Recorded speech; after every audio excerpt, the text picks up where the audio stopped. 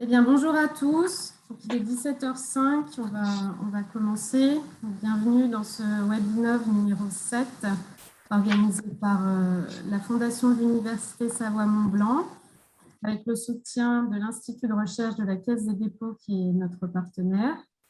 Donc, le thème abordé aujourd'hui, business model durable et innovant, comment le tourisme de montagne peut s'inspirer des autres industries. Donc, ce thème est abordé dans le cadre de la chaire Tourisme durable, qui est en phase de préfiguration pour cette année 2021 et qui a pour ambition de répondre aux enjeux des stations de montagne par l'approche des business models durables. Donc, nous sommes ensemble pour 1 heure. Nous aurons 45 minutes d'intervention des chercheurs de l'université, puis 15 minutes pour la partie questions. Donc, pour le bon déroulement, je vous demande de couper vos micros, vos caméras, et je vous invite à poser vos questions dans le chat. Pour information, ce webinaire est enregistré. Je laisse la parole à Dominique qui va animer cette séance et je vous souhaite de passer un bon moment. À tout à l'heure. Merci. Alors, je suis Dominique Créziac, je suis enseignant-chercheur à l'Université Savoie-Mont-Blanc en sciences de gestion, en marketing plus spécifiquement. Et je suis en charge de l'axe de recherche environnement, consommation durable et tourisme dans notre laboratoire de recherche à l'IREG. Alors, ce qui nous rassemble aujourd'hui, c'est une réflexion collective qu'on va essayer de partager avec vous autour des enjeux auxquels est confrontée l'industrie du tourisme et plus spécifiquement l'industrie du tourisme de montagne. Donc, qui est face à plusieurs défis par rapport à sa pérennité notamment. Alors, des défis qui étaient là avant, mais qui ont été sans doute aussi exacerbés par la crise sanitaire. Des défis à plusieurs niveaux en termes économiques, bien entendu, sur la pérennité, sur la poursuite des activités, avec des questions autour des renouvellements de clientèle, de concurrence accrue entre les destinations, pas mal de questions au niveau économique, mais également des questions en termes environnementaux, avec le fait que le tourisme de montagne est frappé de plein fouet par le changement climatique.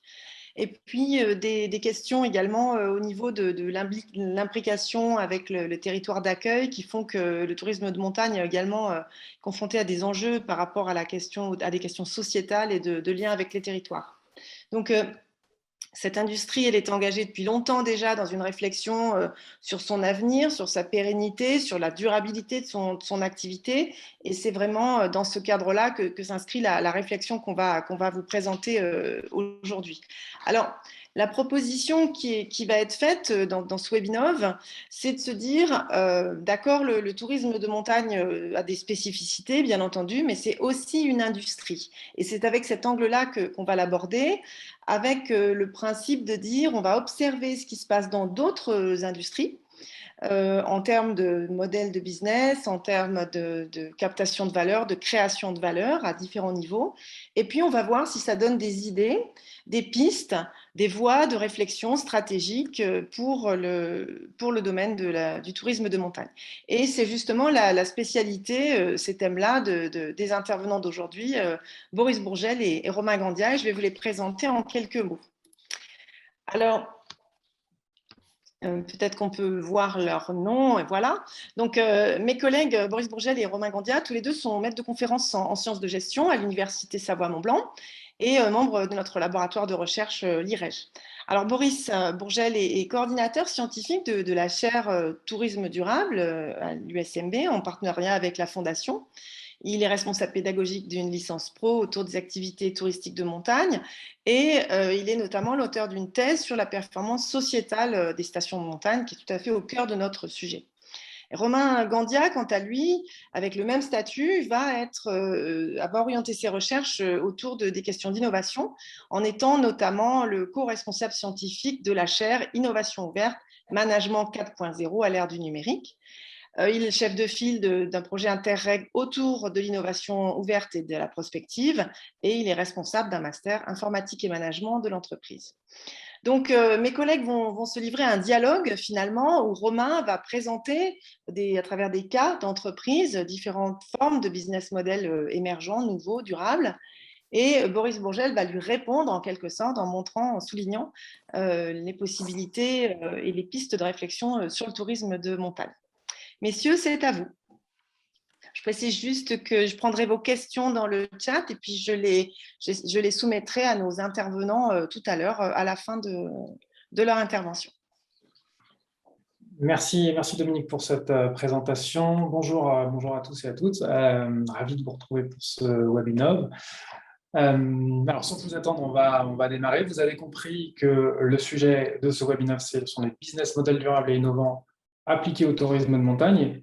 Effectivement, Dominique vient d'en parler, mais la première question à laquelle on peut tâcher de trouver une réponse, c'est pourquoi s'intéresser spécifiquement au tourisme de montagne. La première raison, elle tient au poids du tourisme de montagne, à la fois à l'échelle nationale, mais surtout à l'échelle locale. Quelques chiffres clés que vous connaissez sûrement déjà tous sur la profession. 250 stations de montagne d'après le domaine skiable de France, qui représentent, en France, 9 millions de revenus et 120 000 emplois directs. À l'échelle locale, si on prend simplement les départements Savoie, Haute-Savoie, l'activité générée par les stations de montagne, c'est 20% du PIB, donc c'est vraiment considérable. Ça, on va dire que ces chiffres-là assoient le statut du tourisme de montagne comme étant un moteur de l'économie des territoires de montagne. Donc ça, c'est déjà une très bonne raison de s'intéresser aux stations de montagne, et d'autant plus qu'en tant qu'université de Savoie et de Haute-Savoie, l'université des deux départements que j'ai cités, l'étude du tourisme de montagne, c'est presque une évidence. La deuxième raison, c'est que malgré ce statut de moteur de l'économie locale, Dominique l'a bien dit, le tourisme de montagne, et plus particulièrement les stations, qui sont en première ligne sur ces questions-là, sont dans une situation difficile, avec des enjeux économiques, sociaux, environnementaux. Je ne vais pas forcément revenir dessus parce que Dominique a déjà assez bien dépeint, je trouve, le panorama de ces enjeux-là. Maturité du marché du ski, conséquences du changement climatique, cohabitation, tourisme, habitants, qui sont des vraies problématiques. Alors, ces problématiques, là aussi, Dominique l'a souligné, elles ne sont absolument pas nouvelles. Par contre, la pression qu'elles exercent sur le tourisme de montagne et les stations n'a jamais été aussi forte. Et cette pression, elle est encore aggravée par la crise Covid. Finalement, l'espèce de diagnostic qu'on pourrait faire à l'instant T, c'est que le tourisme de montagne est aujourd'hui un peu dans une forme de crise existentielle, volontairement provocateur quand je dis ça, et qui s'interroge finalement sur ce que peut être le tourisme de montagne de demain. L'idée qu'on va défendre dans ce webinaire, et l'idée qu'on défend de toute façon avec les programmes qu'on mène, c'est que la création et la mise en œuvre de business models durables nouveaux, c'est à la fois une réponse à ces enjeux, mais aussi un levier pour penser une transition vers de nouvelles formes de tourisme. Alors, avant d'avancer dans cette réflexion-là et dans ce raisonnement, je pense qu'il faut définir les termes du débat, et là, je vais passer la parole à Romain pour présenter business model et business model durable. Romain, c'est à toi. Merci Boris, et bonjour à tous, bienvenue pour ce webinaire. Alors effectivement, parler de business model, ça revient à parler de stratégie. Je suppose que vous connaissez peut-être ce terme de business model à travers des outils un peu classiques comme le business model Canva, qui est le plus démocratisé aujourd'hui.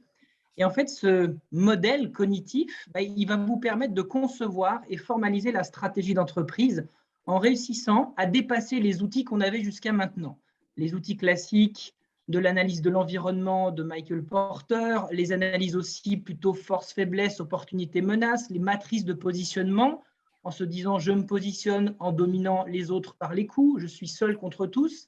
Finalement, ces outils aujourd'hui, encore d'actualité, mais un petit peu réducteurs, ils vont être dépassés par un modèle beaucoup plus compréhensif, beaucoup plus large, qui va réussir à connecter une vision interne de la stratégie avec une vision externe, c'est-à-dire le marché, l'environnement. Et c'est ce que permet le business model.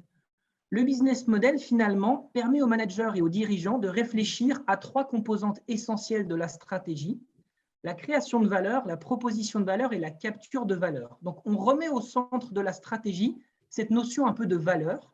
Alors, on entend par valeur la valeur qu'on va créer au sens produit, service, connaissance, technologie. On va aussi parler de valeur qu'on va capter au sens de capture monétaire, les retours économiques, le profit, mais aussi de la capture parfois intangible, la notoriété, l'image de marque. Et donc, le business model permet, à travers justement une réflexion cognitive et ensuite une réflexion aussi très opérationnelle, à travers des outils, des cartographies, des éléments graphiques, finalement de se poser trois grandes questions. Au niveau de mon entreprise ou bien de mon territoire, qu'est-ce que je crée fondamentalement? Comment est-ce que j'organise mes ressources, mes compétences au sein d'activités et de processus internes, mais aussi dans mon réseau et ma chaîne de valeur. Et finalement, qu'est-ce que je dois dépenser pour mettre en mouvement toutes ces ressources afin de créer quelque chose que je vais ensuite commercialiser, mon produit, mon service, ma connaissance, ma technologie. Ensuite, me poser la question de comment je délivre, comment je propose cette valeur sur un marché auprès d'une clientèle ciblée qui a un comportement, qui a des besoins. Et est-ce que finalement, déjà à ce niveau-là, je suis aligné? Est-ce que mon produit, mon service correspond bien à ces attentes? Et donc, comment je vais organiser ma commercialisation, mais aussi ma logistique de livraison? Donc, on a aussi ici une vision assez marketing stratégique qui est inclue dans le business model. Et puis, dernière grande question, comment est-ce que je m'organise pour capter de la valeur? Bien sûr, économique, à travers un ou plusieurs modèles de revenus, à travers un modèle économique dominant. Est-ce que je vends de manière unitaire? Est-ce que je vais louer? Est-ce que c'est plutôt une offre modulaire où je vais faire de l'assemblage avec mon client? Donc, une vision profit, mais aussi une vision sur ma notoriété, mon image de marque. Et le business model, finalement, aujourd'hui, c'est ces trois grandes questions-là. Elles permettent vraiment de remettre au centre de la stratégie cette notion de valeur et d'être quelque part un peu plus précis que les outils traditionnels. Et bien sûr, ensuite, à vous d'utiliser le modèle qui vous convient le mieux. Le choix n'est pas vraiment orienté sur y a-t-il un bon modèle plutôt qu'un autre? Est-ce que je vais utiliser le business model Canva ou un autre modèle? C'est plus vraiment comment on réfléchit à cette stratégie. Et puis, au-delà de cette définition assez rapide, finalement, ce qui nous intéresse aujourd'hui, c'est la notion de durabilité, le business model durable. Et sur la slide suivante, finalement, ce qu'on remarque, c'est qu'aujourd'hui, on définit un business model durable comme tout simplement l'art et la manière de créer, proposer et capter de la valeur, mais en respectant les principes du développement durable. Et donc, notamment, en ajoutant finalement à cette logique de valeur économique qui, au départ, nous motive, deux autres types de valeurs, les valeurs sociales et les valeurs environnementales. Et ce prisme, finalement, de trois valeurs, économiques, sociales, environnementales, ça permet à des entreprises, à des organismes et à des territoires de re-questionner leur stratégie. Comment créer de la valeur de manière plus durable, avec peut-être des éléments de l'environnement, du recyclage, avec aussi des valeurs sociales, avec de l'insertion professionnelle, avec un impact aussi social plus élaboré que la stratégie, on va dire, économique de base. Comment je peux proposer cette valeur à mes clients pour qu'eux-mêmes comprennent les impacts sociaux et environnementaux que j'essaye de véhiculer? Et aussi au niveau de la capture de valeur, comment j'essaye de me sortir d'un prisme de profit seul vers quelque chose plus orienté vers de l'impact, un impact aussi social ou un impact durable. Et finalement, c'est ça qui peut être intéressant aujourd'hui de re-questionner pour le tourisme de montagne, puisque la notion de profit, finalement, elle peut avoir ses limites. Aujourd'hui, on le voit avec des économies émergentes, qui sont les économies sociales solidaires, les économies du partage, les économies circulaires. On a de nouveaux modèles qui émergent et qui, grâce à ces valeurs de durabilité, parviennent finalement à être plus performants pour leur territoire, certes, mais aussi à long terme, et pour les parties prenantes qui sont impliquées dans ce business model. Et c'est ce qu'on souhaitait maintenant vous proposer. Je vais repasser la main donc à Boris pour finalement vous expliquer comment est-ce que ce prisme-là, on l'a récupéré et on s'est inspiré d'autres industries pour vous proposer des voies aussi de contribution pour le tourisme de montagne. Merci Romain. Je crois qu'il y a un petit écho. C'est bon. Merci Romain, merci pour ces éléments de définition qui en fait, nous permettent déjà, avec ce que Romain vient de dire, de sentir tout l'intérêt, de pressentir tout l'intérêt, toute la pertinence du business model et du business model durable pour le contexte du tourisme de montagne qu'on a posé précédemment. D'ailleurs, une petite réflexion personnelle, j'ai remarqué que dans les événements récents de la communauté, les communications institutionnelles récentes, le mot de modèle était récurrent. Quel modèle pour le tourisme de demain, le modèle du tourisme de montagne du futur, quelque chose qui est récurrent, qui montre justement cette notion de tension autour de la question des modèles. Et finalement, là, les business models, ça répond, ou bien ça offre un cadre d'analyse pour répondre à ces questions de modèles. Alors, le paradoxe de tout ça, c'est que déjà, sur le plan académique, les chercheurs sont très peu mobilisés la question du business model pour étudier le tourisme, au sens large. Alors, je ne dis pas que ça n'a jamais été fait, mais ça a été relativement peu fait quand on voit par rapport à d'autres secteurs d'application. Et puis, de l'autre côté, on observe, on a l'impression quand même que les professionnels du tourisme et donc du tourisme de montagne se sont assez peu emparés de ces outils, de ces méthodes business model pour justement travailler sur leur stratégie. Et donc, c'est un peu partant de ce constat-là qu'on a construit ce Webinov avec un objectif finalement très simple, qui est de démontrer et de vous donner à voir finalement tout l'intérêt et toute la portée de la notion de business model durable pour le contexte du tourisme de montagne. Alors, on s'y est pris effectivement en s'inspirant d'autres industries qui sont plus avancées, plus matures sur les questions de business model, et on a organisé notre propos en 3 temps, qui correspondent à 3 questions qui nous semblent clés pour le tourisme de montagne. Donc, dans un premier temps, on va parler de la création de valeur partagée, c'est-à-dire la capacité à créer une valeur qui est plus qu'économique. Pour ça, on va s'inspirer de l'économie sociale et solidaire qui, forcément, c'est un peu dans son ADN de créer plus que de l'économique. Dans un deuxième temps, on va travailler sur une approche de portefeuille de business model. Là, c'est très pertinent pour le tourisme de montagne parce que quand on a plusieurs offres à proposer, une approche portefeuille permet de la structurer. Et là, on va prendre le cas du transmédia qui, d'ailleurs, permet de faire une gestion de portefeuille dans l'entreprise qui a été choisie, qui est tout à fait remarquable. Et dans un dernier temps, on va travailler sur le client et son statut possiblement actif dans la création de valeur en s'intéressant aux jeux en ligne qui sont tout à fait exemplaires, cette industrie, sur justement la capacité à donner un rôle très important au sein d'une communauté à son client, et donc de le positionner finalement le joueur comme un élément central de la création de valeur. Donc voilà comment on va fonctionner. L'idée, ce n'est pas de vous apporter des solutions concrètes, applicables dès demain, pas du tout, mais simplement de prendre ces questions, de les ouvrir et d'aller positionner, entre guillemets, permettre de se poser des questions à l'intérieur de ces questions-là pour faire progresser la réflexion et faire progresser le schmilblick, si je puis dire. Donc, sans plus attendre, on va attaquer avec le premier thème et je rends la parole à Romain qui va nous présenter le cas de l'économie sociale et solidaire pour la création de valeur partagée. Romain, c'est à toi. Parfait, merci Boris. Alors, l'exemple que j'ai choisi de vous présenter, finalement, je l'ai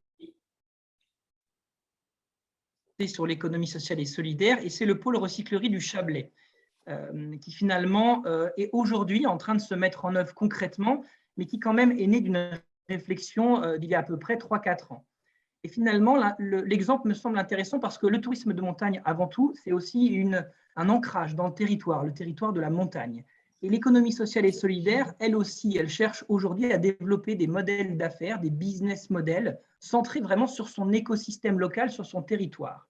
Donc le pôle recyclerie du Chablais, c'est une préoccupation dès le départ, donc du territoire du Chablais, sur notamment des activités de recyclage avec finalement une première idée de déposer des centres de collecte et de tri, d'abord de vêtements et puis ensuite plus généralement d'objets, avec dans cette idée d'économie circulaire de se dire finalement tous ces déchets qui sont jetés par les citoyens, est-ce qu'on peut les réutiliser, est-ce qu'on peut en faire quelque chose, est-ce qu'on peut créer de la valeur? Et puis finalement, on a eu des précurseurs dans le Chablais comme l'atelier René qui s'était déjà positionné dans la revalorisation justement de textiles, avec des partenaires comme Trivalet, donc à Albertville, qui eux déjà collectent et trient un nombre quand même extrêmement important de textiles à l'année.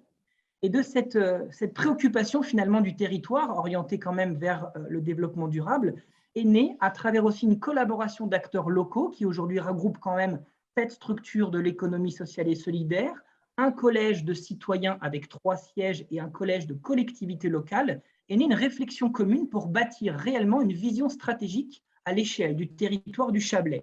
L'idée étant de dire finalement, on est tous acteurs de notre territoire, on a tous un rôle à jouer dans cette idée de revalorisation de déchets. Qu'est-ce qu'on peut mettre en œuvre? Qu'est-ce qu'on peut créer, proposer et capter pour que là, encore une fois, notre territoire soit un levier du développement durable? Et c'est vraiment de cette action collective destinée à créer une valeur partagée qu'est né le concept de recyclerie du Chablais. Donc un centre vraiment de ressources qui aujourd'hui met en scène 3 grandes activités. Une activité bien sûr de collecte et de tri d'objets, donc un réseau vraiment maillé sur tout le territoire pour aller collecter du textile, mais aussi des objets comme des vélos, comme des meubles, comme tout un tas d'objets finalement qui ne sont plus utilisés. Une deuxième grosse activité de revalorisation à travers la création d'ateliers dédiés, d'ateliers de remise en état de vélo, remise aussi en état de meubles, ou bien en tout cas création de nouveaux mobiliers à travers du bois récupéré, et bien sûr confection de nouveaux vêtements, de sacs ou autres produits dérivés à l'issue du textile. Et en termes de proposition de valeur, finalement, où est-ce que cette valeur est délivrée? Eh bien, le pôle recyclerie a imaginé un concept store de 1500 m², qui aujourd'hui est presque prêt ou a été ouvert récemment, je n'ai pas encore les informations, mais dans lequel on va avoir finalement un espace à la fois de vente, mais aussi un tiers-lieu d'échange, d'espace de connaissance, un café également qui va permettre finalement la socialisation, l'échange sur les valeurs du développement durable.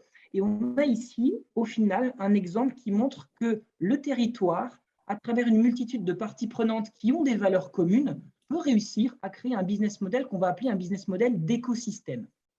Les mécanismes qui sont à l'œuvre dans la création de ce type de business model très méta, finalement, à l'échelle d'un territoire, c'est bien sûr, dès le départ, le partage, l'ouverture et la collaboration, identifier des parties prenantes qui ont de la valeur à proposer et les faire converger vers un intérêt commun, un intérêt finalement au service du territoire. Le moyen, c'est clairement comprendre que le territoire est un écosystème d'affaires qui peut accepter les valeurs du développement durable et faire en sorte que cet écosystème soit productif et soit aussi drivé par une stratégie très large, une stratégie aussi orientée vers de la vision, qui va permettre aux partenaires d'aller dans la même direction, même si chacun peut avoir des intérêts communs, mais en partageant des intérêts collectifs. Et bien sûr, le mécanisme central de ce business model écosystème, c'est la gouvernance, avec ici un comité d'administration, finalement, qui met en œuvre une gouvernance participative et qui permet d'écouter chaque membre dans ses besoins particuliers, mais aussi dans ses besoins collectifs. Et donc maintenant, je vais laisser la parole à Boris, qui va essayer d'extraire de cet exemple les enseignements pour le tourisme de montagne. Merci Romain. Alors la première chose qu'on risque de me dire, c'est oui, l'économie sociale et solidaire et le tourisme de montagne, ce n'est pas tout à fait la même chose, ce n'est pas tout à fait les mêmes finalités, et je suis d'accord. Ceci étant, on peut quand même se poser la question de comment on peut créer une valeur plus qu'économique pour le tourisme de montagne, un peu à l'instar de ce qu'a fait ce pôle recyclerie. Mais au-delà de cette divergence, il y a quand même un certain nombre de points communs entre l'économie sociale et solidaire et le tourisme de montagne, et notamment sur cette question de l'écosystème, du fonctionnement d'écosystème. Fonctionnement d'écosystème, ça veut dire quoi? Ça veut dire que la création, la proposition et la capture de valeur, c'est les trois piliers du business model, sont répartis au sein d'un ensemble de parties prenantes atomisées. C'est exactement ce qu'on observe dans le tourisme de montagne, dans le schéma qui vient d'apparaître. Vous avez un ensemble d'acteurs dont la coordination n'est aujourd'hui pas, elle ne va pas de soi, elle n'est pas de facto, entre guillemets, et avec certaines parties prenantes, d'ailleurs, qui ne sont même pas présentes physiquement sur le territoire, certains transporteurs ou les OTA. Et donc, on est face, cette notion d'écosystème, elle est finalement représentée dans ce schéma. Je dis bien écosystème avec des guillemets. Le paradoxe de ça, c'est que le client, le consommateur ou l'utilisateur final, si je puis dire, dans les deux cas, l'économie sociale et solidaire et le tourisme de montagne, voit cet écosystème comme un tout. Il ne voit pas la complexité, et à la rigueur, ça ne l'intéresse pas vraiment. Donc, on se retrouve avec une nécessité à coordonner cet écosystème, ou du moins de demander à cet écosystème de se coordonner pour assurer une forme de continuité et se présenter comme un tout à l'utilisateur ou au consommateur. Donc, finalement, quels sont les enseignements qu'on peut tirer, ou du moins les parallèles qu'on peut tirer pour le tourisme de montagne? Sur la question de la valeur partagée, on en voit deux. Première, c'est une réflexion sur comment on peut offrir plus qu'une valeur économique, à l'instar de ce que fait l'économie sociale et solidaire. Et la deuxième, c'est comment on orchestre justement cette création, proposition et capture, je rappelle les trois piliers du business model, dans un contexte d'écosystème. Alors sur le premier point, comment une station de montagne peut offrir plus qu'une valeur économique, ça nous ramène effectivement à cette définition de valeur partagée. Donc c'est-à-dire une valeur économique, sociale et environnementale. Et ça, en première approche, ce n'est pas forcément très clair. Romain a donné des éléments de définition, mais une autre façon de le voir, c'est de se poser la question, comment je peux créer de la valeur pour plus de parties prenantes que juste le client. Concrètement, dans un business model, alors je précise que offrir plus qu'une valeur économique, c'est une condition sine qua non pour parler de business model durable, comme l'a dit Romain en préambule. Donc aujourd'hui, ce qu'on fait quand on raisonne simplement business model, c'est ça.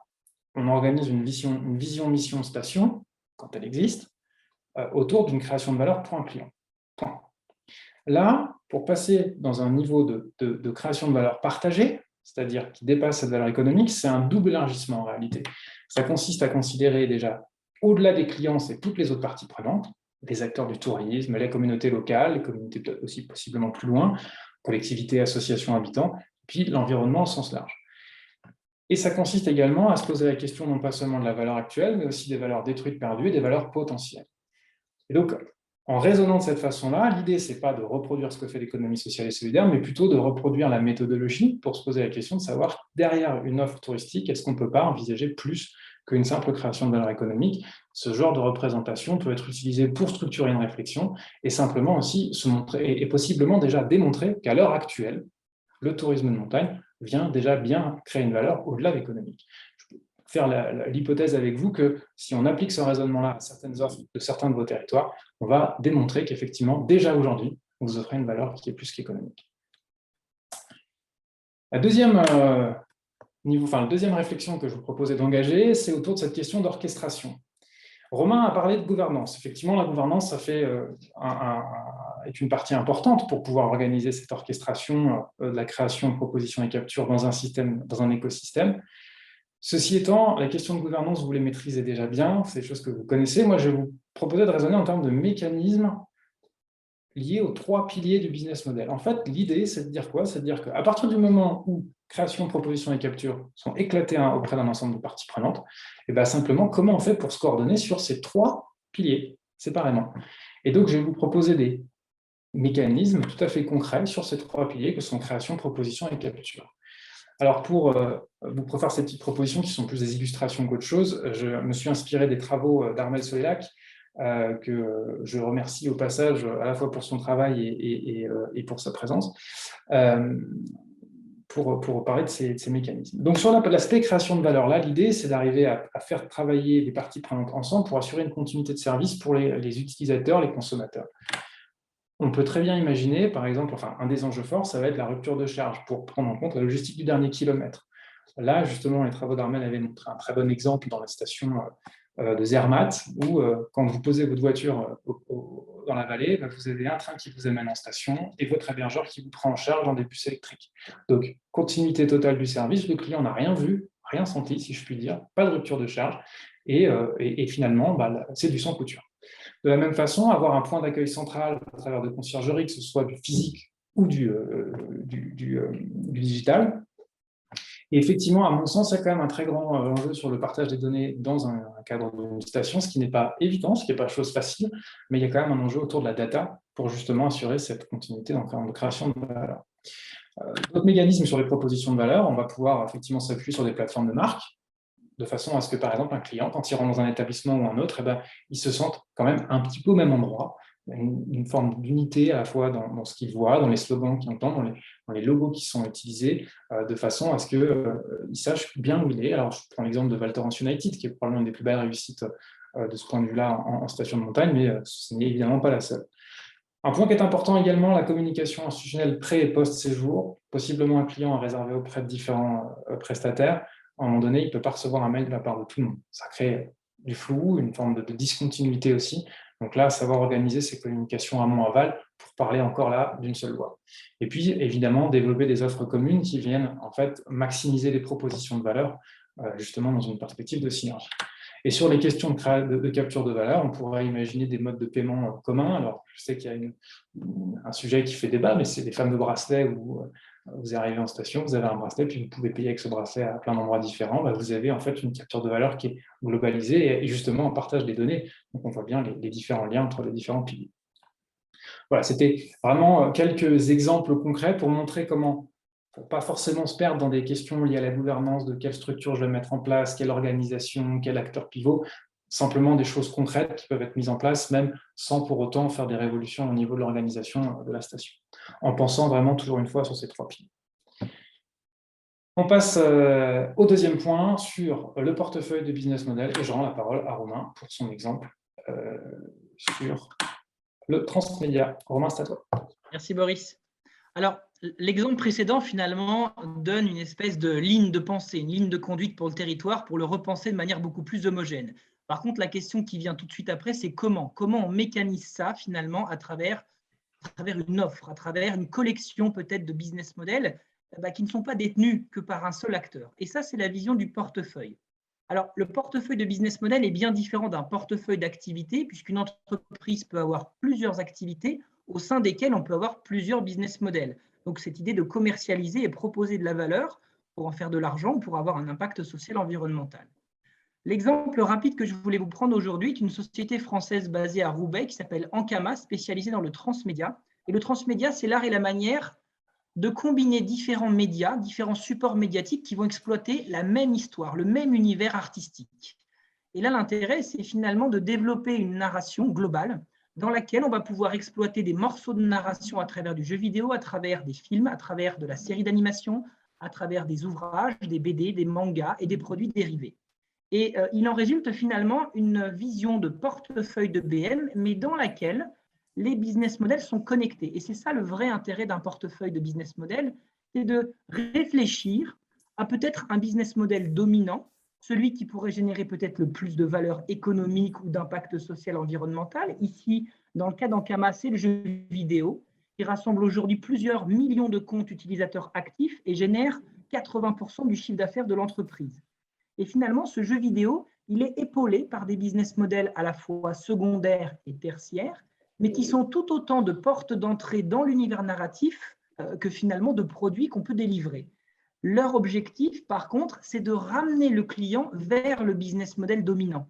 Donc, c'est de rentrer peut-être par la proposition de valeur numéro 2, la presse et l'édition, découvrir des personnages et se rendre compte qu'on peut incarner un personnage. Et donc, à l'intérieur de ce business model, fournir des mécanismes marketing pour attirer le consommateur vers le business model dominant. Et finalement, ce qui est intéressant dans cette vision-là, c'est qu'on ne va plus réfléchir seulement à créer des business models indépendants, on va chercher à les combiner. On va chercher à produire des effets de réseau. Plus je vais avoir de clients sur mon business model de l'animation, de l'audiovisuel, plus je suis susceptible d'avoir des gens qui vont se convertir et aller vers le jeu vidéo. Et donc, je vais comme ça augmenter mes clients sur mon business model dominant. Le moyen pour y parvenir, c'est de réfléchir à l'architecture, se poser et cartographier les business models, identifier les combinaisons notamment au niveau de la proposition de valeur. C'est créer des propositions de valeur complémentaires et surtout fournir les moyens de communication, donc les informations au client, pour que lui-même comprenne que c'est complémentaire, afin que lui ait envie d'aller consommer plusieurs produits, plusieurs services. Donc c'est vraiment l'idée d'une offre puzzle et donner finalement au consommateur la capacité d'assembler lui-même ces puzzles-là. Au centre de tout ça, on a bien sûr une narration qui doit être cohérente. Et en termes de management, si les business models sont détenus par des partenaires différents, le mécanisme central, c'est bien sûr la collaboration. La collaboration pour finalement s'accorder sur ces complémentarités et sur ce que ça produit. Et je laisse maintenant la parole à Boris pour extraire les enseignements pour le tourisme de montagne. Alors, effectivement, en ce moment, il y a toujours un petit écho quand je parle. Excusez-moi, j'espère que ça va vous réveiller en même temps. La première des choses, c'est de constater qu'il y a de nombreux points communs en réalité entre le transmédia et le tourisme de montagne sur le portefeuille d'offres en fait. Puisque dans les deux cas, on est face à une multitude d'offres qui ont des cibles différentes avec des activités, des ressources, des compétences diverses. Et donc, on est bien effectivement face à des BM qui sont distincts. L'autre point commun, c'est que tous ces BM, ils sont en interaction avec des effets de synergie, mais aussi des effets de conflit potentiels. De toute façon, même si vous ne le souhaitez pas, même si vous ne vous en occupez pas, ils seront en interaction, que vous le vouliez ou non. Donc, autant l'organiser pour éviter les effets de conflit. Et c'est très bien, enfin, c'est justement ce qui a été fait dans le cas de d'Ankama, et montrer comment on peut organiser ces business models de façon à créer de la synergie et éviter les conflits. Donc, finalement, qu'est-ce qu'on va tirer comme enseignement, comme parallèle? On en propose 3 sur la question des portefeuilles de business model. Déjà de montrer comment on peut inventorier et cartographier les business models existants pour arriver à peu près à ce qu'avait présenté Romain dans le cadre d'Ankama, pour le cadre d'une station de montagne. Ensuite, dans un deuxième temps, c'est de voir comment, une fois qu'on a cartographié, d'étudier les complémentarités, les synergies pour en créer un maximum, ou pour créer peut-être celles qui n'existent pas encore. Et puis, on verra que derrière ces cartographies ou cette façon de réfléchir, il y a aussi quelque chose qui va être support de la prospective. Cartographier, identifier ces BM, c'est aussi avoir une plus grande facilité à imaginer des business models durables de demain en pensant déjà finalement à la place qu'elles vont occuper, enfin que ces BM vont occuper dans le portefeuille. Alors, là, j'ai pris un petit risque, je dois vous l'avouer. J'ai décidé de voir si on ne pouvait pas travailler autour du cas d'une station fictive, donc une station qui n'existe pas, mais qui est quand même très, très librement inspirée de la station de Tignes. Alors, la raison pour laquelle je ne peux pas faire une étude de cas sur Tignes, c'est que je dispose de pas suffisamment de données internes pour pouvoir faire une analyse qui soit robuste et qui rende justice à la réalité de la station. Donc, on va dire que cette station, qui s'appelle pas Tignes, c'est une station d'altitude qui propose une offre grand ski, qui a de nombreuses activités sportives et ludiques, qui a des événements comme les X Games et le Tour de France. Alors, je sais que les X Games sont plus à Tignes depuis un moment, mais on va imaginer que c'est encore le cas, et qui a un certain nombre d'offres annexes, préparation sportive de haut niveau, les séminaires d'entreprise et les clubs de ski, enfin, le monde de service au club de ski. Donc, on va utiliser cette station fictive simplement pour illustrer ces 3 points qui sont présentés ici, l'inventaire, la cartographie, les complémentarités et l'imaginer les BM de données. Alors, première étape, on va inventorier et cartographier les business models de notre station fictive. On va identifier 4 business models au centre de l'équation, un business model ski-hiver, un business model ski-été-automne, un business model multi-activité été et un business model VTT été. Alors, si on a fait cette séparation-là, c'est qu'on fait l'hypothèse que le ski, même s'il est sur 2 saisons, la clientèle qui vient l'hiver et la clientèle qui vient l'été-automne, ce n'est pas tout à fait la même. Donc, on est bien sur une complémentarité en création de valeur puisqu'on utilise les mêmes activités pour faire ces 2 business models, mais avec des cibles différentes, donc des propositions de valeur possiblement différentes. De la même façon, pour l'été, on va avoir une clientèle qui va être très, très VTT, qui viendra que pour ça, et notre clientèle qui va venir pour profiter de l'ensemble des activités qui sont proposées dans nos stations, qui, je le rappelle, n'est pas TIM. Ensuite, on va avoir un deuxième niveau de business model qui sont les business models liés aux événements. Donc là, les X-Games et le Tour de France. Et puis, une troisième couche qui va être ce que j'ai appelé business model B2B avec les clubs de ski, les préparations sportives de haut niveau et les séminaires d'entreprise. Donc déjà, on va s'arrêter un instant là pour se dire ce qui est intéressant avec cette première étape de cartographie, c'est qu'on a une vision synthétique de l'offre touristique, mais qui tient vraiment compte de la complexité, des spécificités de l'offre. Et surtout qui permet, à mon sens, d'éviter de tomber dans un piège qui est celui de considérer qu'une station a une offre touristique globale, qui est un tout, alors qu'en fait, non, c'est un ensemble de business models, et là, on voit vraiment toute la granularité de ce qui se passe. Et ça, c'est important parce qu'on ne peut pas dire que 2 stations d'altitude ont les mêmes... déjà, on ne peut pas dire que 2 stations de ski qui sont différentes, ont les mêmes trajectoires ou les mêmes possibilités. Il n'y a pas de dualité entre, d'un côté, un modèle tout ski et de l'autre côté, un modèle 4 saisons. La situation unique de chaque station, de chaque destination, doit nous amener à poser un inventaire précis de ce qu'on peut faire et de ce qu'on fait déjà actuellement. Et donc, on voit bien ici qu'on a vraiment quelque chose qui traduit en fait cette singularité, toutes les spécificités. D'autres stations, par exemple, d'altitude, n'auraient pas forcément du ski été. D'autres stations n'auraient pas forcément les X-Games. Donc là, on a vraiment quelque chose qui en tient. Dans un deuxième temps, on va étudier les complémentarités et les synergies. Donc, j'ai déjà parlé de certaines, donc les synergies qui vont se situer au niveau des 2 activités ski, puisqu'on va être sur les mêmes activités de création de valeur. On va voir que du coup, les activités de ski club vont être très dépendantes des business model ski, puisque là, on va utiliser aussi les mêmes activités de création de valeur, et que le business model X-Game va venir forcément être en connexion avec le modèle ski-hiver, puisqu'on va parler à la même clientèle, plutôt jeune, sportive, un peu sport extrême, qui va se retrouver à la fois dans le business model ski et dans le business model X-Game. De la même façon, les activités multi-activités été va s'inspirer, ou va du moins être en connexion avec le VTT été et avec le ski été aussi. Donc, on voit les connexions qu'on peut imaginer. Et on voit bien que les connexions entre ces business models, elles peuvent se faire sur chacun des 3 piliers. Création, proposition, capture. On va aussi peut-être reconfigurer, se dire finalement, vous voyez, le ski été, on va peut-être laisser tomber, on n'y croit plus trop. Le multi-activité ou le VTT, en fait, on se rend compte qu'il y a d'autres destinations qui font mieux le VTT. Donc, sur l'hiver, on va se recentrer sur le ski à 100%, et sur l'été et sur le multi-saison, on va faire vraiment du multi-activité. Et donc, on va se retrouver avec 2 business models centraux on va connecter davantage aux autres business models périphériques. Donc, voilà comment on va créer davantage de complémentarité et de synergie dans une forme de reconfiguration. Et puis, pour aller plus loin, après, on va développer les nouveaux business models qui vont continuer en fait, à accentuer ce mouvement de synergie. Possiblement sur le business model principal multi-activité 4 saisons, on va créer des événements sportifs bi-saison, été, hiver pour le soutenir.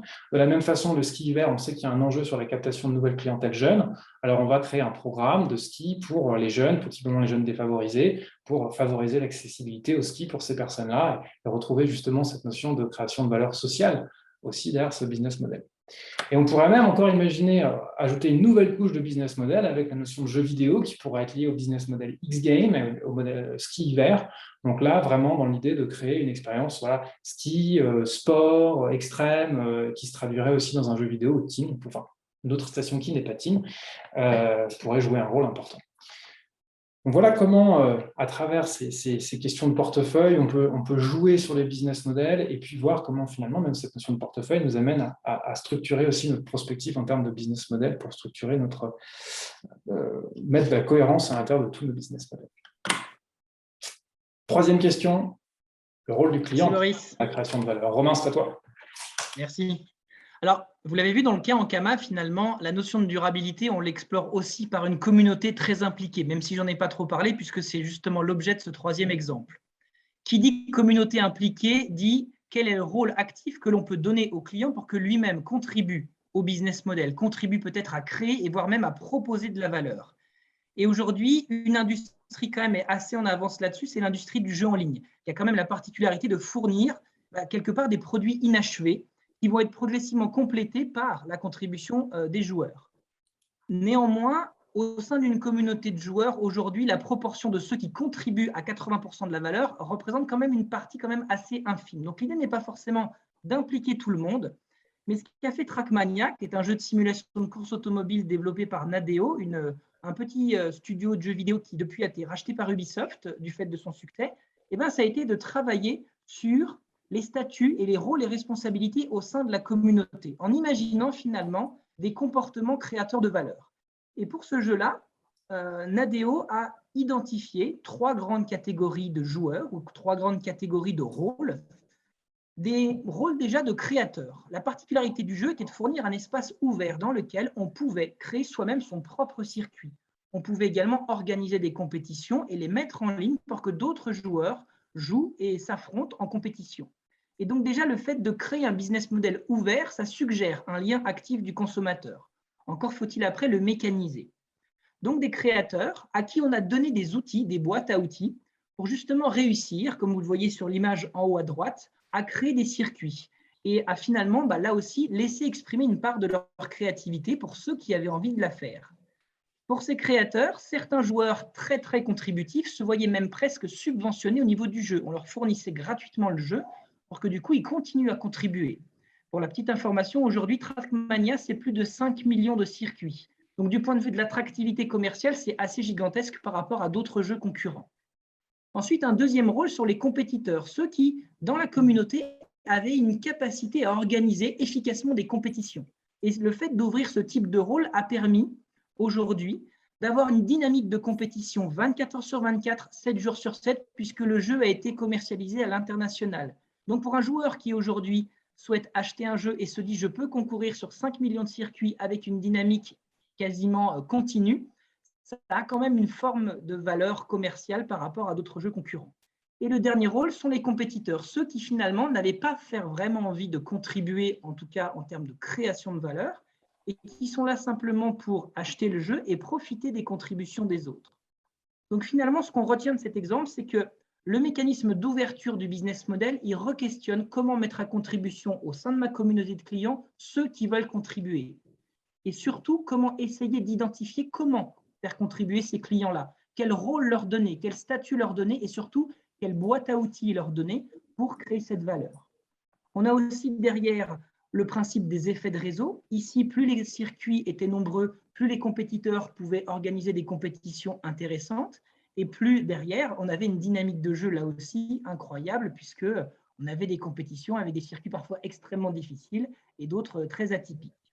Et finalement, un des mécanismes clés aussi du point de vue du management, c'est vraiment orienter l'effort sur le community management, mais aussi sur les mécanismes de reconnaissance à l'intérieur même de la communauté entre les pairs, mais aussi l'entreprise envers ses utilisateurs. Et je laisse la parole à Boris pour l'extraction des leçons. Merci Romain. Désolé pour cet écho. Là encore, nombreux points communs entre jeux en ligne et tourisme de montagne sur justement la question du rôle. C'est aussi la raison pour laquelle on a sélectionné cet exemple. Dans les deux cas, le touriste, le consommateur, enfin, dans le cas du tourisme de montagne pour le tourisme, mais généralement le consommateur, il est coproducteur de valeur. Pardon. Cette notion de coproduction, elle existe depuis assez longtemps. Elle a été beaucoup étudiée dans le tourisme de montagne, dans le tourisme au sens large, et notamment par Dominique, qui est présent avec nous aujourd'hui. On est ravis du coup d'avoir son expertise autour de la table. Et de la même manière que l'a souligné Romain dans le cadre du jeu en ligne, tous les consommateurs n'ont pas vocation à être coproducteurs. Ce n'est pas quelque chose qui est automatique ou qui s'applique à tous les consommateurs. Il y a vraiment quelque chose qui est lié à leur niveau de compétence et à leur besoin de contrôle. Certains consommateurs vont être du côté du package, vont vouloir consommer du package, une offre complète, globale, sans qu'il leur laisse la possibilité d'agir sur cette offre. Et de l'autre côté, des consommateurs qui vont aller vers une co-création forte au travers des choix qu'ils vont faire dans la composition de leur expérience. Et donc, voilà, le consommateur va pouvoir se positionner. Mais le tourisme de montagne, comme pour le jeu en ligne, laisse cette possibilité aux consommateurs d'être co-créateurs. Le deuxième point commun, c'est quand on pousse un peu sur la droite, dans le côté orange du spectre, à un moment donné, on peut passer aussi du côté du détournement d'usage. C'est-à-dire qu'on va se retrouver avec un consommateur qui a plus de contrôle et qui va utiliser les composants de valeur qu'on lui met à disposition pour en détourner certains de l'usage qui a été prévu par les personnes qui justement créent cette valeur. Et ça, c'est à la fois problématique, entre guillemets, pour ceux qui créent ces blocs de valeur, mais aussi une opportunité, et on va voir. Donc finalement, que nous apprend le jeu en ligne sur la question du rôle du client? Deux choses. D'abord, comment on peut détecter les nouveaux business models durables, justement au travers de ces détournements d'usage. Et deuxièmement, comment on peut maximiser la création de valeur par les clients en proposant des rôles adaptés, des rôles et responsabilités adaptés, comme on parlait Romain, sachant que tout le monde ne peut pas prendre ces rôles, et donc, ça nécessite une réflexion graduelle pour imaginer que tout le monde puisse s'y retrouver. Alors, le premier cas, comment détecter des nouveaux usages, enfin de nouveaux business models durables au travers des détournements d'usage? Je vais prendre le cas de 2 business models qui se sont développés très récemment, qui sont développés justement sur la base de détournements d'usage. Le premier, évidemment, c'est l'offre télétravail. Alors, là, j'ai pris l'exemple de l'offre télétravail de Saint-François-Longchamp. On pourrait évidemment parler de celle de Courchevel, qui a également fait grand bruit. Donc, voilà, plusieurs stations, cet hiver, ont fait le pari de faire des offres télétravail, donc avec des hébergements à prix réduit, une connexion assez costaud pour pouvoir travailler sur place et d'organiser finalement un mode de vie sur place où on travaille, en même temps, on profite du cadre exceptionnel. Vous avez compris de quoi il s'agit. Alors, la notion de Whirly Days, de staycation, de pleasure, c'est des mots qui existent, qui ne sont pas toujours très beaux, mais qui existent depuis déjà un certain temps. Donc ça montre bien que ça, c'était une tendance identifiée dans le comportement des clients, qui n'avaient pas encore trouvé d'offre en face. Et bien ça y est, cette saison, c'est fait pour le tourisme de montagne. Est-ce qu'elle va être amenée à être pérennisée? On ne sait pas, mais en tout cas, c'est un premier exemple. Un deuxième exemple, c'est celui de la micro-aventure.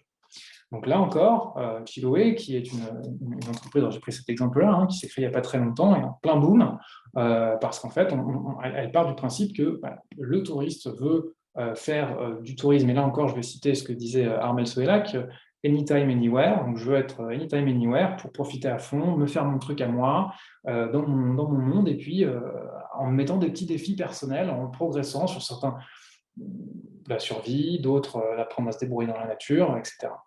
Et donc, on a des entreprises aujourd'hui qui se créent autour de la création de ces offres-là, qui sont tout à fait surprenantes, étonnantes par rapport aux offres classiques qu'on peut trouver. Et donc, effectivement, ces offres sont en train de se constituer, de se créer. Et donc, ça nous pose une question. Finalement, quels sont les détournements d'usage aujourd'hui qui vont être les business models durables de demain? Pour être tout à fait honnête, je n'ai pas de réponse à vous apporter plus que ça, mais en tout cas, c'est une question qu'on est légitimement en droit de se poser quand on travaille dans le tourisme de montagne, parce qu'il y a potentiellement un business model émergent au travers de ces détournements d'usage. Deuxième point, comment on maximise la création de valeur par les clients? Alors déjà, un point qui est important, Romain a prononcé un mot qui est très important, qui est celui de communauté. Aujourd'hui, dans le tourisme de montagne, on ne voit pas forcément ses clients comme une communauté. Donc, jeu en ligne, on parle explicitement de communauté. Je pense que la première des choses, quand on travaille sur cette question de maximisation de la création de valeur par le client, c'est de voir sa clientèle comme une communauté à qui on peut confier des rôles différents. Quelques exemples qui existent aujourd'hui, soit dans le tourisme de montagne, soit dans des environnements, on va dire, associés. Le programme ambassadeur, là j'ai pris l'exemple de Val Thorens. Le programme ambassadeur, c'est quoi? C'est des personnes qui sont particulièrement attachées à votre station, qui vont finalement vous faire de la pub et du contenu sur les réseaux sociaux, et qui vont participer en fait activement à un des piliers du business model. Là, en l'occurrence, celui de la proposition de valeur, mais ça pourrait très bien être aussi celui de la création. On peut également penser aux applications de randonnée où la communauté a créé ses itinéraires. Bon, voilà, aujourd'hui, vous allez sur une application comme Wikiloc, il y en a plein d'autres, ça c'est juste un exemple. On dit, voilà, aujourd'hui, on est 8 millions de membres et on a 25 millions d'itinéraires. Bon, comme l'avait dit Romain pour l'exemple des circuits, c'est attractif. 25 millions d'itinéraires. Une entreprise seule n'aurait jamais pu créer 25 millions d'itinéraires. Voilà. On peut même penser à aller plus loin, vers vraiment de l'innovation ouverte, c'est-à-dire comment on va intégrer le client dans un processus d'innovation. Alors là, on ne parle pas de tous les clients, on parle de clients un peu lead user, qui ont des compétences très claires, qui peuvent vraiment participer à l'innovation. Donc, comment montrer la confection de circuits dans Trackmania. On pourrait imaginer demain qu'un client va vous aider, par exemple, à concevoir une piste ou à imaginer une nouvelle expérience touristique sur place. Mais ça nécessite que cette personne soit déjà très attachée à votre station et qu'en même temps, elle ait les compétences pour le faire. Attention quand même cependant, sur ces questions de donner de la place à la création de valeur, c'est un côté positif, c'est que le client va quelque part travailler un peu à votre place et va créer quelque chose que vous n'auriez pas pu créer vous-même, et va travailler auprès de vos autres clients, mais en même temps, ça nécessite d'organiser extrêmement clairement les choses, parce que c'est quelque chose de lourd à organiser justement, et qu'on ne peut pas l'ouvrir à tout le monde, donc il faut mettre des règles, il faut mettre en place des plateformes, des outils pour le faire. Je referme ce troisième point et donc ce webinov. Merci de votre attention. Je vais passer donc la parole maintenant à Dominique pour le mot de la fin.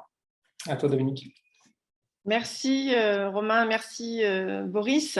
Oui, quelques mots rapides pour repréciser le principe de ce webinov, c'est aussi de créer du lien entre des éléments de recherche, des éléments de formation et puis de territoire. Et il est clair que la recherche que les pistes de recherche que vous présentez là, elles sont vraiment en lien avec des projets qui sont menés au sein du laboratoire, soit au sein de la chaire tourisme durable, mais aussi au sein de la chaire autour de l'innovation ouverte, même si elles traitent de sujets ou de secteurs d'activité qui dépassent largement le tourisme, mais aussi dans une série de travaux qui sont menés sur justement la participation des clients à la construction de leur expérience, notamment touristique, mais plus globalement de consommation. Donc c'est vraiment des sujets qui sont tout à fait bouillonnants au sein de notre laboratoire et qui se nourrissent les uns les autres, et je pense que vous l'avez vu aujourd'hui. Mais c'est aussi articulé avec les formations, parce que l'objectif, c'est que toutes ces réflexions-là et les expériences de terrain également nourrissent les formations. Alors à la fois sur les formations initiales, et je pense notamment au master management du tourisme en transition. J'ai vu Roxane Favier dans les participants, donc je la salue de loin, qui est la responsable de ce master à l'IAE Savoie-Mont-Blanc. Et puis sur la formation continue, en lien avec l'IMBA franco-suisse autour de l'innovation touristique. Typiquement, dans la partie qui est consacrée au marketing et à la stratégie, ces questions de business model et de cartographie dynamique comme ça des potentialités d'innovation sont traitées et sont abordées d'ailleurs par Boris. Voilà, alors je vous remercie beaucoup de votre attention. Je vais prendre des questions s'il y en a, et puis vous en proposer aussi pour poursuivre un petit peu la conversation avec vous. Je ne sais pas s'il y a des précisions. Alors on nous signale voilà, que la présentation sera disponible sur le site et la vidéo à partir de jeudi prochain. Donc il faudra encore attendre une petite semaine. Alors, je ne sais pas si les participants veulent nous poser des questions, mais pour démarrer, moi j'ai une question là qui me vient à votre écoute. C'est un petit peu comment on fait à partir de là? C'est ça la question que j'aimerais vous soumettre, chers collègues. C'est-à-dire, si je suis une destination et que j'ai envie de renouveler ou d'approfondir ma réflexion stratégique, comment est-ce que je fais? Comment est-ce que ça peut s'articuler avec vos travaux? Est-ce que je peux le mettre en œuvre seul? Voilà. Comment est-ce que je pourrais m'y prendre? Je vous cède la parole. Très bien. Je me permets de répondre, Robin, si ça te convient? Je t'en prie. Très bien, merci. Alors, quand il s'agit de commencer une démarche comme ça, il n'y a rien de facile. Effectivement, Romain a beaucoup insisté dans les exemples, les success stories, si je puis dire, sur la notion de co-création, de travail en commun. Donc déjà, le faire seul, c'est difficile. On le voit bien d'ailleurs quand j'ai présenté l'exemple sur les cartographies. C'est vraiment un exemple. À un moment donné, il faut quand même qu'on soit capable de partager quelque chose, de partager le diagnostic. C'est-à-dire que quand on pose la cartographie des business models, il faut déjà qu'on soit d'accord sur cette cartographie-là, sur le fait de distinguer ce business model-là et celui-là. Donc déjà là, il y a un travail, il y a besoin d'expertise. Donc je dirais que le faire seul, c'est compliqué. Se faire accompagner, c'est quand même important, il me semble. Après, on a présenté ici deux choses qui me semblent importantes d'un point de vue méthodologique. Il y a cette question d'abord de la Value Mapping Tool, qui me semble important pour déjà se poser la question, quel est le type de valeur que je crée et pour qui? Ça, déjà, je crois que c'est vraiment un point d'entrée. Et c'est un point d'entrée qui a un double intérêt. C'est que d'une part, il permet de questionner vision, mission, donc de s'intéresser à ce qu'on veut faire. C'est un outil de travail aussi pour générer vision et mission, mais c'est aussi quelque chose qui permet de partager un diagnostic avec un ensemble, un collectif. On l'a dit, il y a une notion d'écosystème, entre guillemets, qui nécessite qu'on partage un certain nombre de choses. Le value mapping tool, c'est quelque chose qui est puissant pour ça. Le deuxième outil, c'est effectivement cette cartographie, pour les mêmes raisons en réalité. Mais j'aurais tendance quand même à mettre le value mapping tool comme étant quelque chose à utiliser possiblement business model par business model et la cartographie comme la vue d'ensemble. Donc sur le plan méthodologique, il y aurait ces deux éléments. Après, si vous voulez poursuivre la réflexion dans les pas dans le chemin qu'on a commencé à emprunter, effectivement, dans le cadre de la chaire, aujourd'hui, on a monté un programme de station pilote dont l'objectif, c'est d'engager des réflexions et des expérimentations pendant tout le temps de travail de la chaire, donc la chaire qui va être active à partir du début 2022, et donc notre réseau de stations pilotes, ces stations qui vont travailler avec nous, vont pouvoir expérimenter pendant 3 ans avec nous, je ne vais pas dire une forme d'accompagnement, mais on va être là en étudiant justement ces expérimentations sur les business models et en faisant des points réguliers sur des éléments de diagnostic. Et donc ça c'est une façon de s'y prendre aussi.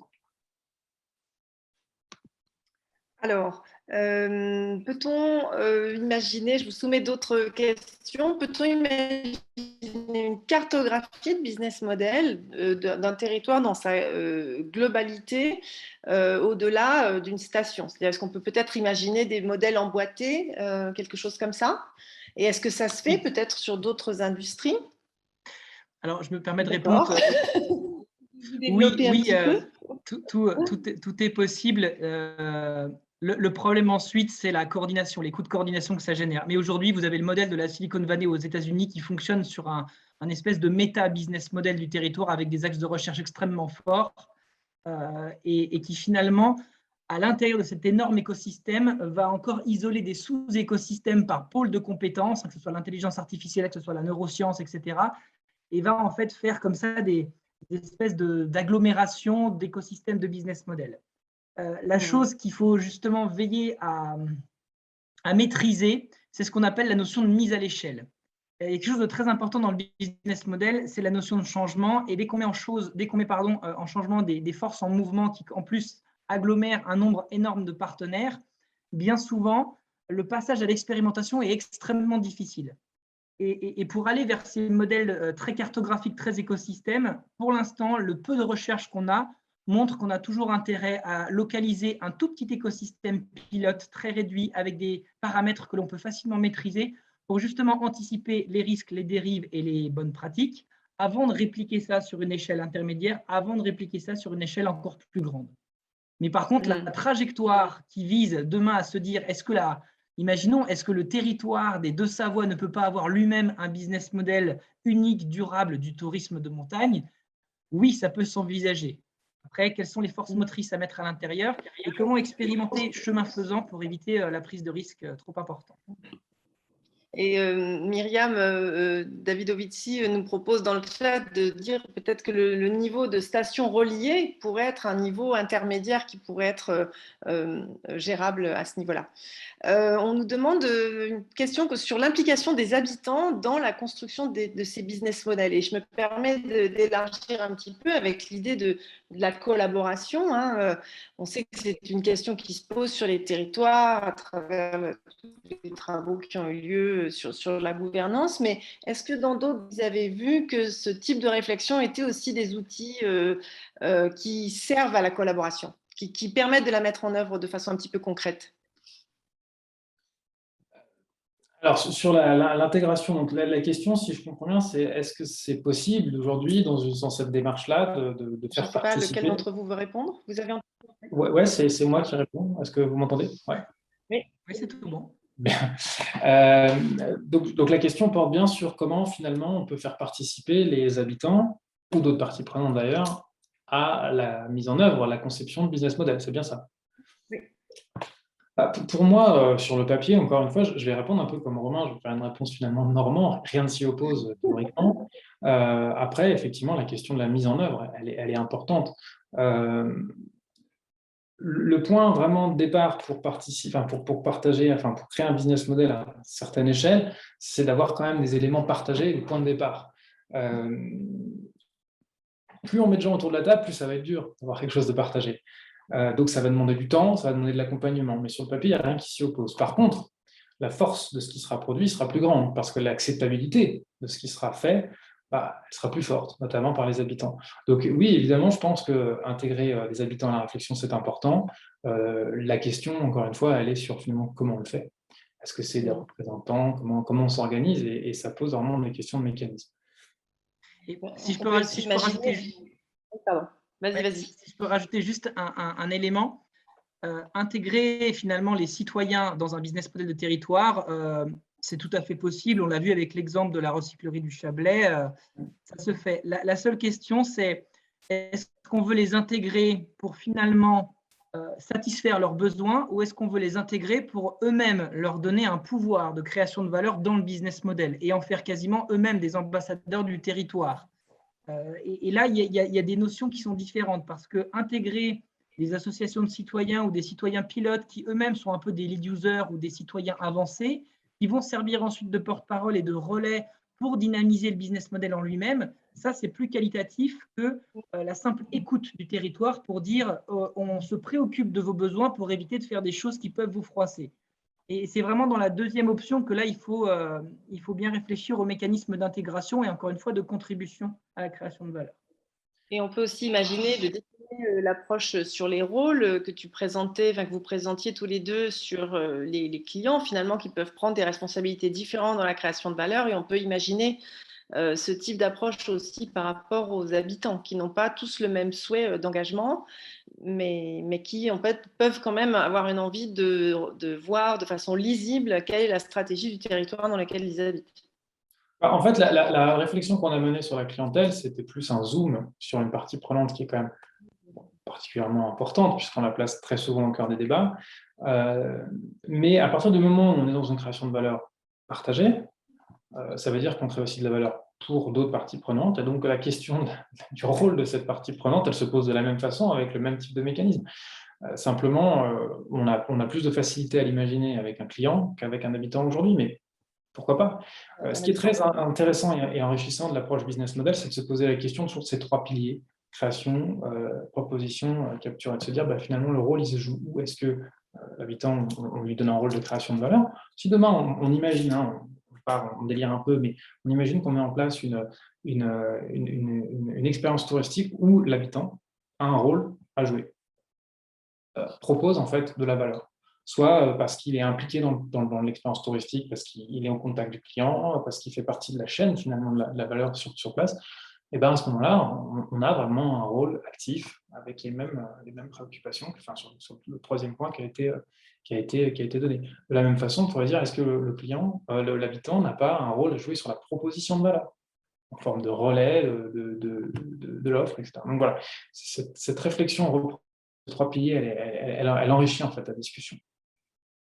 Et l'intégration des habitants dans la proposition de valeur d'une destination, c'est ce qui va être beaucoup mobilisé par ce champ de recherche qui s'appelle le tourisme créatif. Alors, je ne sais pas très bien pourquoi ça s'appelle comme ça porte ce nom-là, mais avec l'idée de faire se rencontrer des artisans d'un territoire qui ne sont pas du tout d'habitude des acteurs de la chaîne de valeur touristique, mais qui finalement font aussi la valeur d'attractivité d'un territoire, et de les impliquer de façon plus active dans la proposition de valeur globale. Et c'est des choses aussi très, très prometteuses et qui pourraient bien s'articuler avec, ou se cartographier avec le type de business model que vous avez présenté aujourd'hui. Et j'en profite parce que je ne vois pas d'autres questions dans le… Oui, pardon. Quand je disais, comme je ne vois pas d'autres questions dans le chat, j'en profite.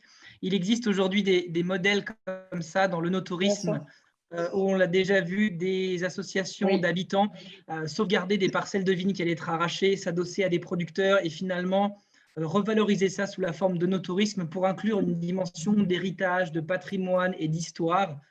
Et ça, finalement, ça marche assez bien parce que ça donne aussi une lisibilité historique à la narration même du territoire.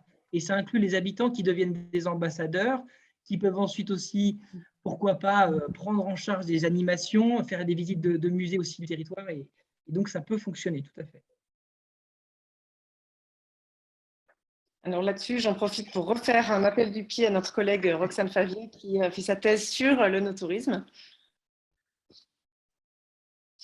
Alors, je crois on a dépassé les 10 minutes réglementaires de retard par rapport à notre horaire.